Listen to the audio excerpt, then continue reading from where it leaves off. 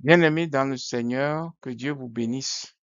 Nous sommes aujourd'hui à l'étude 84 dans le volume 2 du sondé Les Écritures. Le titre, Recensement d'Israël et devoir des Lévites. Mais bien avant, inclinons-nous dans la prière. Dieu Tout-Puissant, nous te remercions. Merci pour ta bonté, ta grande fidélité.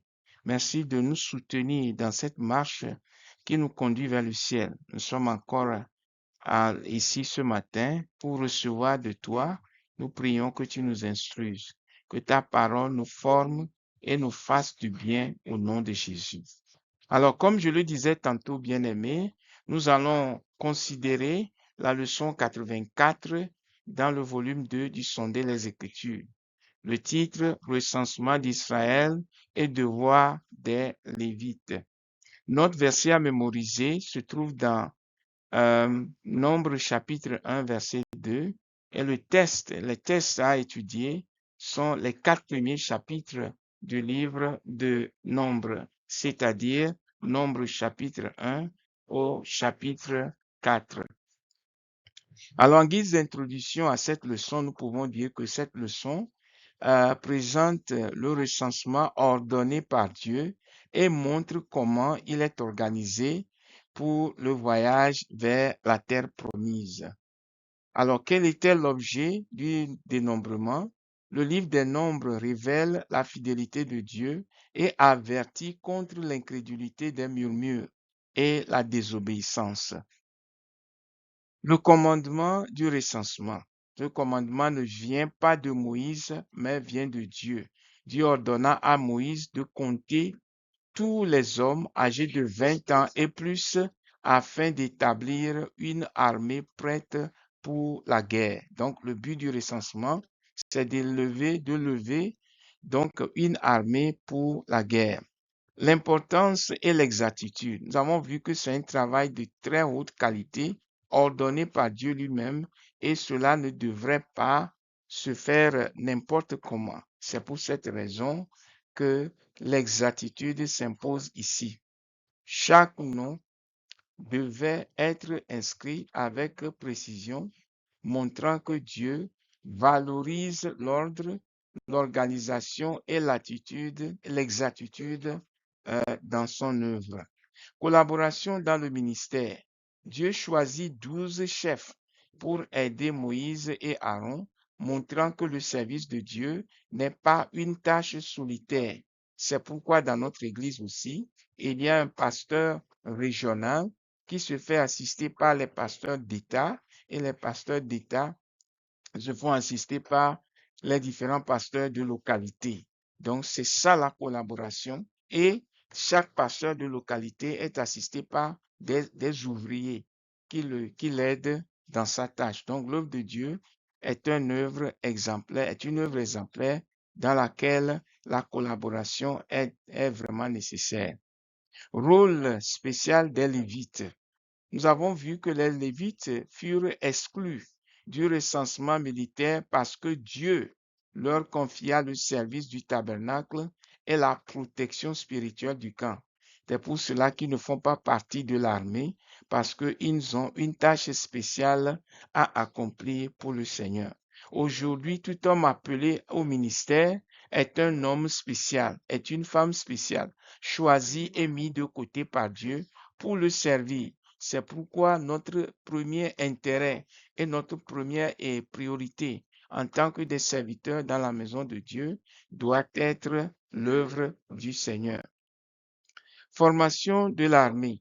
Les tribus furent organisées en 4 groupes stratégiques afin d'assurer la sécurité complète du peuple pendant leur déplacement. C'est une forme de stratégie divine pour pouvoir vaincre la guerre. Sécurité spirituelle et physique. La disposition des tribus montre que Dieu protège son peuple, mais attend qu'il prenne des mesures responsables. Aujourd'hui, nous sommes des enfants de Dieu, nous avons de facto la protection de Dieu, mais cela ne nous donne pas le droit de nous immiscer dans n'importe quoi, de provoquer des gens, d'avoir des attitudes désinvoltes envers les autres. Nous voyons ici les devoirs des Lévites. chaque famille lévitique reçoit une tâche précise concernant le transport, l'entretien et la protection du tabernacle. Aujourd'hui également, les ouvriers sont répartis en petits groupes. Certains font la surveillance, d'autres enseignent le sondé des Écritures, d'autres s'occupent des enfants, d'autres s'occupent de la propriété, de la sanité du pays, d'aucuns travaillent dans la chorale, etc. C'est ça, nous sommes des Lévites des temps modernes. C'est pourquoi nous ne devons pas utiliser notre corps n'importe comment, notre bouche n'importe comment. Nous ne devons pas nous immiscer dans des choses qui peuvent nous salir spirituellement. Exemple de Nadab et Abihu. Parlant de spirituellement, de la saleté spirituelle, Nadab et Abihu, deux fils d'Aaron, se sont mal comportés dans la maison de Dieu. Ministres, prêtres ou lévites qu'ils étaient, ils n'avaient pas respecté les règles afférentes à leur position et à leur rôle.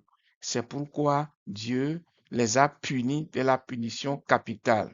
La mort de Nadab et d'Abihu rappelle que Dieu exige respect, obéissance et sainteté dans tout service rendu pour lui. Nous devons faire très attention, nous qui portons les vases de l'Éternel. Leçon pour l'Église de Dieu. Pourquoi étudions-nous tout ça? C'est pour une raison. Dieu, d'abord, nous voyons que Dieu distribue les rôles variés dans l'Église et chacun est appelé à servir fidèlement, sans rivalité et sans compromission. Il ne devait pas avoir de comparaison entre les différents ministres de Dieu, qui est fort, qui n'est pas fort, qui brille, qui ne brille pas. C'est des choses de la chair. Chacun doit mieux faire, aura mieux faire à s'occuper du travail. Même si tu es membre, tu as des responsabilités. Parfois, dans la maison de Dieu, tu dois le faire avec beaucoup de munitions, beaucoup d'attention. En conclusion, nous pouvons dire que notre Dieu est un Dieu d'ordre. Toutes ces lois ont été données à Moïse à appliquer au peuple de Dieu pour qu'il y ait de l'ordre dans la maison de Dieu. Dieu appelle son peuple à la collaboration, à la sainteté et à la fidélité dans le service. Voilà, bien-aimés, nous sommes ainsi arrivés à la fin de la revue de la leçon 84 dans le volume 2 du sondage des Écritures. Je prie que le Seigneur nous bénisse. Quiconque écoutera ou verra cette vidéo, que le Seigneur nous mette la crainte de Dieu et que nous ne vivions pas n'importe comment ou que nous n'agissions pas pour regretter après. Nous avons vu l'attitude des deux fils d'Aaron, Abihu et Nadab. Ils ont été frappés de mort parce qu'ils se sont comportés mal. Aujourd'hui, Dieu peut décider, mais nous avons la grâce. C'est pourquoi quand quelque chose ne va pas, tu tombes dans un péché, tu fais une erreur, ne laisse pas le soleil coucher là-dessus. Va vers Dieu, invoque-le, demande pardon et le Dieu de toute miséricorde te pardonnera au nom de Jésus. Donc, c'est votre serviteur, le pasteur Samuel Bédi, qui vous a présenté l'étude. J'espère vous retrouver la semaine prochaine pour une nouvelle étude. Si vous avez des questions, vous pouvez nous laisser vos commentaires, vos questions sous l'étude et nous ferons le devoir une fois l'étude postée sur YouTube et après avoir lu les commentaires, nous faisons le devoir de vous répondre. Que Dieu vous bénisse. Vous pouvez joindre votre email ou votre numéro de téléphone. Nous pourrons entrer en contact avec vous. Que le Seigneur vous bénisse. Shalom à tous. Bye bye.